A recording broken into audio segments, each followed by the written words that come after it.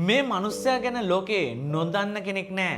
හැබැයි මේ අවුරුදු 27ක් හිරගෙදරක් ඇතුලේ විඳපු දුක ඔයා අහලා තියෙනවද? 1962 දකුණු අප්‍රිකාවේ ජොහන්ස්බර්ග් වල මේ මිනිස්සයා ඒ වෙනකොට වයස අවුරුදු 44ක ගැම්මෙන් වැඩ කරපු ලෝය කෙනෙක්. හැබැයි එයාගේ රටේ තිබුණු අසාධාරණ නීතිවලට විරුද්ධව එයා පාරට බහිනවා. එයාගේ සටන නිසාම 1964 දී රජයෙන් මෙයාව ද්‍රෝහියෙක් කියලා නම් කරා. මුළු ජීවිත කාලෙටම හිරේට නියම කළා. එයාට යන්න උනේ රොබන් අයිලන්ඩ් කියන දූපතට.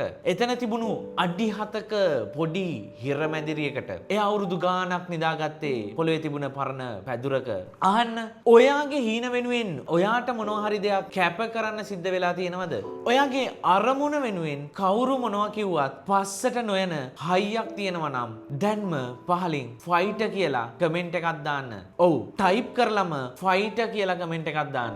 මේ වීඩියෝ එකේ අන්තිමට කියනවා හිරේ හිටපු මේ මිනිස්සයා කොහොමද ලෝකය පාලනය කළේ කියලා. 1990 පෙබරවාරි 11 මුළු ලෝකෙම බලාගෙන ඉද්දී අවුරුදු 27කට පස්සේ වයස අවුරුදු 71 දී මෙයා හිරගෙදරින් එළියට එනවා. එයා එළියට ආවේ වෛරයක් හිතේ තියාගෙන නෙවෙයි. තමන්ව හිරේ දාපු මිනිස්සුන්ටත් සමාව දීලා රටම එකතු කරන්න බලාගෙන තමයි මෙයා ආවේ. වර්ෂය 1994 දී දකුණු අප්‍රිකාවේ පළමු කළු ජාතික ජනාධිපති වුණේ මෙන්න මේ පුද්ගලයා. ඒ තමයි නෙල්සන් මැන්ඩෙලා.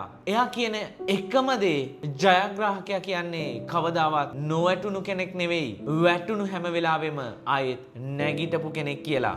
ඔයාටත් මේ වගේ ජීවිතේ කොච්චර ප්‍රශ්නාවක් තමන්ගේ දේවල් කරගෙන තමන්ගේ ජීවිතේ දිනාගෙන ඉස්සරහට යන්න ඕන නම් අපිව ෆලෝ කරලා තියාගන්න.